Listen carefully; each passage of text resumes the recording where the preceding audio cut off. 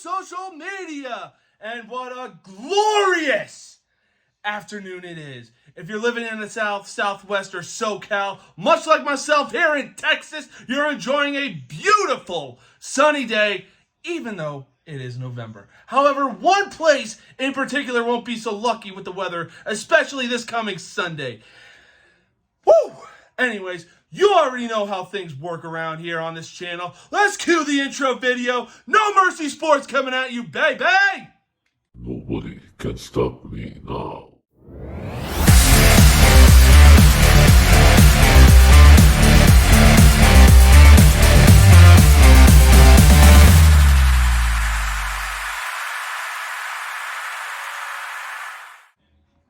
Now, it honestly sucks that baseball season is over, but it's actually nice that basketball season is here and upon us. It's no surprise that certain teams like the Celtics or the Bucks are actually off to a hot start. Hell, dare I say that in the Western Conference, it's the upside down over there. The Trailblazers are sitting atop the conference, the Warriors are off to a mediocre start after winning the championship, and they're fucking winless on the goddamn road. The Kings, oh my God, they have the best record out of all the California basketball teams, and the Fakers are near the bottom of the fucking standings. I'll get to them in a bit, but for now, the topic of the discussion is the New Jersey/Brooklyn Nets. If the playoffs started next week, the Nets wouldn't even be in the playoffs, sitting at a record of 7-9. Ever since KD and Kyrie Irving came to Brooklyn, they haven't lived up to the expectations people have been giving them. Since 2020, the Nets have been a fucking circus show. From Irving not getting vaccinated and being a sideshow, to Simmons being a whiny little bitch, and KD having to carry the team with the players that are on the floor right now. Although, with everything going on in Brooklyn, can they get their shit together and make a run, or will this season be an even bigger embarrassment than it was last year? So, right now, after the game against the Kings on Tuesday, after Sacramento dropped 153 fucking points, it's unclear how the Nets season will turn out. Hell, they bounced back last night, getting a 109-107 win over the Trailblazers. Now, sure, LBS, a.k.a. Little Bitch Simmons, got 15 points and nabbed 13 rebounds. But with the current roster the Nets have on the floor, aside from Little Bitch Simmons and Kevin Durant, this season for Brooklyn could be an even bigger dumpster fire than last year. Now, back in episode 12, I said my expectations for the Nets aren't that high, and they have no shot at competing for a title this year because of the results they have been producing since KD and Irving came to Brooklyn. I still stand by that statement, but firmly believe the Nets ain't delivering fucking shit.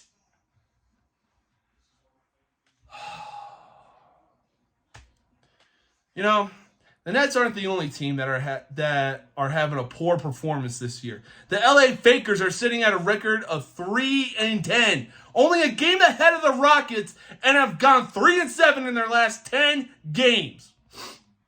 Again, back in episode 12, which you can watch right here, I said that if the Fakers can stay healthy, they might be able to do something. Well, fuck all that shit. The Fakers are sitting at 3-10 because if they keep playing like this, they'll miss the fucking play-in tournament again. 2 days ago, the Fakers had a meeting, and according to AD, that meeting helped the Fakers figure things out. With a game tonight against the Pistons and LeBron making a return since being out with a left adductor strain since November 9th, can the Fakers turn things around? Or much like the Nets, will this year be worse than last year?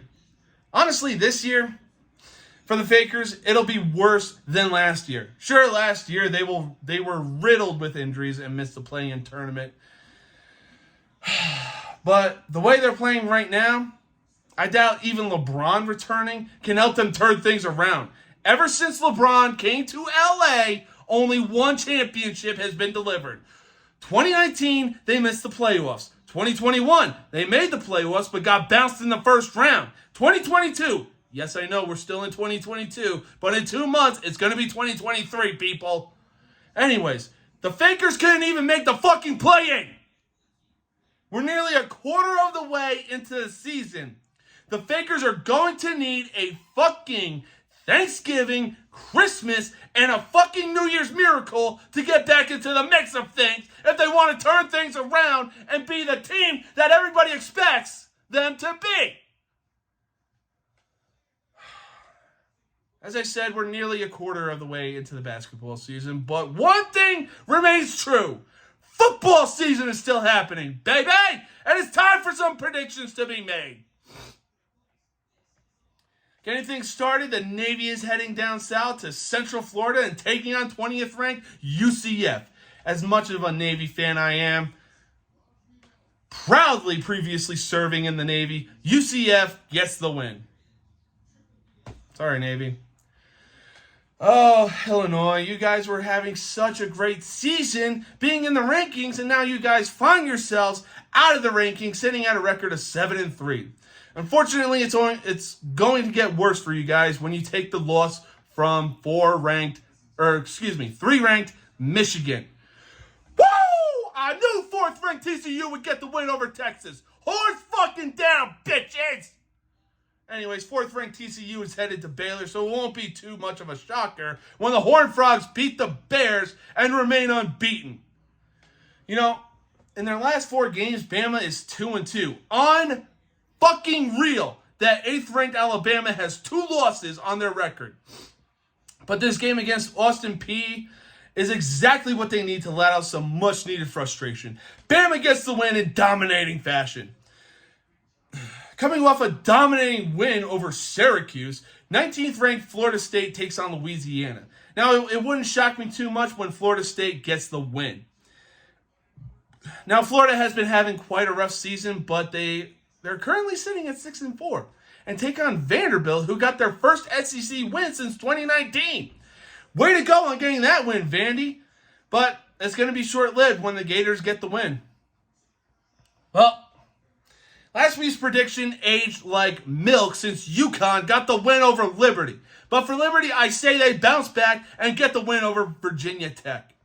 Speaking of a Virginia team, rest in peace to the players who got shot at the University of Virginia.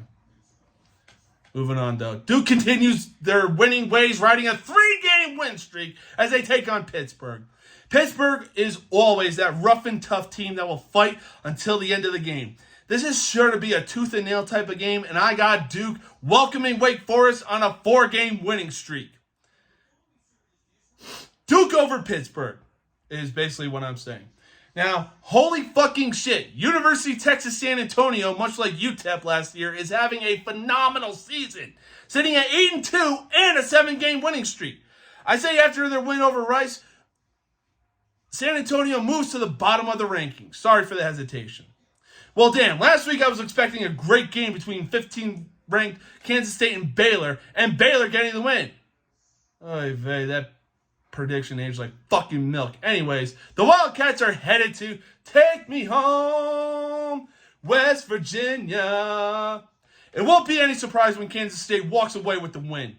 James Madison, way to bounce back against Old Dominion and snapping your 3-game losing streak. I say you guys move into the rankings as well when you beat Georgia State. Well, damn. Here's an interesting surprise. 23-ranked Oregon State is heading to Arizona State.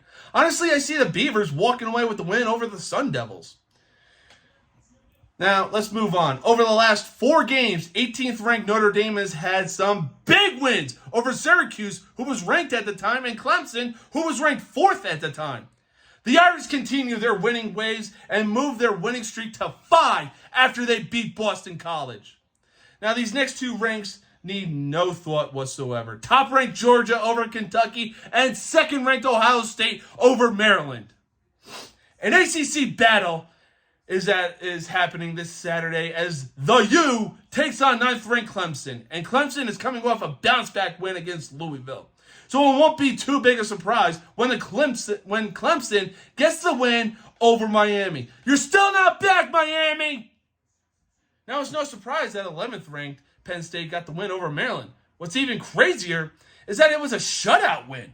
30-0. However, it won't be anything too crazy when Penn State gets the win over Rutgers. This is sure to be a great game as 24th ranked NC State takes on 6-4 Louisville. Sure, NC State is in the bottom of the rankings, but I see Louisville knocking them out of the rankings. Oof, magoof, Kansas. 1-4 in your last 5 games? Damn, that's a bit of a spirit breaker, but here's something that's sure to lift your spirits when you guys take on Texas. I foresee you guys getting the win. Horns fucking down, bitches! Wow. Welcome back to the rankings, Cincinnati. Sure, you guys took a loss to University of Central Florida, but great bounce back win against Eastern Carolina and Navy. So it shouldn't be a big deal when you guys get the win over Temple. Wow, honestly, 13th ranked North Carolina has been a big surprise this season. But what won't be a big surprise is when the Tar Heels get the win over Georgia Tech. Now, much like Georgia and Ohio State, a game that needs little to no thinking whatsoever again, 5th ranked Tennessee gets the win over South Carolina. I mean, come on. This next game is sure to be a great one as Boise State goes into Wyoming to take on the Cowboys. Both teams are sitting at 7-3, and I see the Broncos walking away with the win. Now, despite a loss to Alabama last week, 14th ranked Ole Miss walks away with the win over Arkansas. Battle of Oklahoma as the 22nd ranked Oklahoma State Cowboys take on Oklahoma Sooners. The Sooners have had a roller coaster ride of a season this year as they sit at 5-5. So when Oklahoma State gets the win, it won't be any surprise. Now we have a battle of SoCal upon us this Saturday as 7th ranked USC takes on 16th ranked UCLA. Last week I predicted UCLA wins over Arizona. What the fuck, Bruins? But it won't be surprised when the Trojans walk away with the win. Let's move on, though. 6th ranked LSU is riding a 4-game win streak after a big win over Alabama. LSU gets the win over University of Alabama Birmingham. Now we got a great matchup for the night game as 10th ranked Utah takes on the 12th ranked Ducks. I say Utah gets the win over Oregon. The Packers season is fucking over. Not even the return of Randall Cobb could help the Packers get a win over the Titans last night. Their season, done. Their shot at a Super Bowl, done. Their shot at making the playoffs, fucking done. Okay, let me calm down before I blow my pacemaker. Okay, here's a game to help do that. Chicago versus Atlanta. Oh, Falcons. Sure, the Bears are sitting at 3-7, but each game Justin Fields has been showing more and more improvement. So it looks like you should have gone with Fields instead of Kyle Pitts, who's a fucking ghost this year. Chicago beats Atlanta, and Fields shows why Atlanta should have picked him. Man, I was expecting what could have been in Buffalo when they get 6 fucking feet of snow and see what David Singletary, who's 5'7", and Nick Chubb, who's 5'11", would do in that amount of snow. Alas, that's not the case, and the game is being moved to Detroit. Honestly, this is only the second time I've seen this happen because back in 2010, the Giants and Vikings played each other in Detroit after the roof collapsed from snow in Minnesota. You already know which stadium I'm talking about. Anyways, in any case, Buffalo gets the win over Cleveland. Now, sure, the Colts got the win over the Raiders last week in Jeff Saturday's head coaching debut. But this game will be a real wake-up call when the Eagles beat the Colts. We got a classic AFC East game between the Jets and Patriots this Sunday. The last time the Jets and Patriots faced each other, the Jets had a 10-6 lead at the half, and the Patriots would outscore the Jets 16-7 in the second half. Now, hopefully, after that game, the Jets learn from their mistakes and get the revenge win in Foxborough. But then again, this game is in Gillette Stadium, so it wouldn't be too big a surprise if the Patriots get the win. Another game I don't have a single fuck for. But fuck it. Rams beat New Orleans. Anyways. Well, Detroit, you guys had a great comeback win against the Bears last week, but the Giants are going to make sure that is short-lived. I want to say this. I want to say this next game will be a no-brainer, but maybe the Panthers put up a fight. In any case, Baltimore is getting the win over Carolina. Man, the Redskins were feeling themselves after they handed Philly their first loss of the season, especially Taylor Heineke. The dude won up Kirk Cousins. However, Vikings cornerback Chris Boyd wasn't too happy and tweeted that the Redskins should stop trying to beat them because of how iced out Heineke was on the plane. Hey, stupid, if you didn't want someone to do something that your quarterback did, maybe don't start the trend in the fucking first place and get butthurt when another team does it.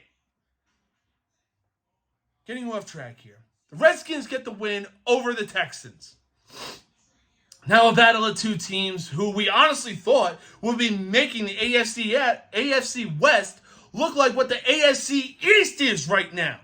The Broncos have been sucking shit since the season started, and Las Vegas finally gets their third win on the season. It's no secret that when the Cowboys and Packers get together, the Packers are guaranteed a win. Except for this week. The Cowboys take on the 8-1 Vikings led by their iced-out quarterback Kirk Cousins. I truly believe when the Vikings get the win over the Cowboys, we will see Kirk Cousins' final form with a set of grills with those iced-out chains. Now, Schittsburg, it's great you guys got a win over New Orleans, but that victory is going to be short-lived when Burrow and the Bengals get the win. Let's move on to Sunday night, shall we? Chargers, you need to fucking fire Brandon Staley. This man, next to Nathaniel Hackett, is the biggest dumbass in the NFL right now. Too many times he continues to shoot himself in the foot and make sure that the team loses. When the fuck are you going to wake up and smell the fucking coffee? Kansas City gets the win over you fucking morons. Okay. Let's move on to Monday night's game between the 49ers and the Cardinals. Now, sure, San Francisco got the win over the Chargers with Brandon Staley being a dumbass. But hey, winning is winning, right? Anyways, the 49ers get the win over the Cardinals on Monday Night Football. And that'll close out the football predictions we have. Now, I can't believe we're nearing the end of football and basketball is here. But just because the regular season will be over, football, in a few weeks, there's always one thing to look forward to aside from Thanksgiving, Christmas, and New Year's. And that's playoff football, baby. I almost said baseball for a second. Anyways, I'm definitely looking forward to seeing who makes it and also planning on enjoying the holidays in the process. For now, next week is Thanksgiving. So hope everyone has a great one and hope everyone can see their teams win this weekend or if they play on Thanksgiving. I'll see y'all next week. Peace out.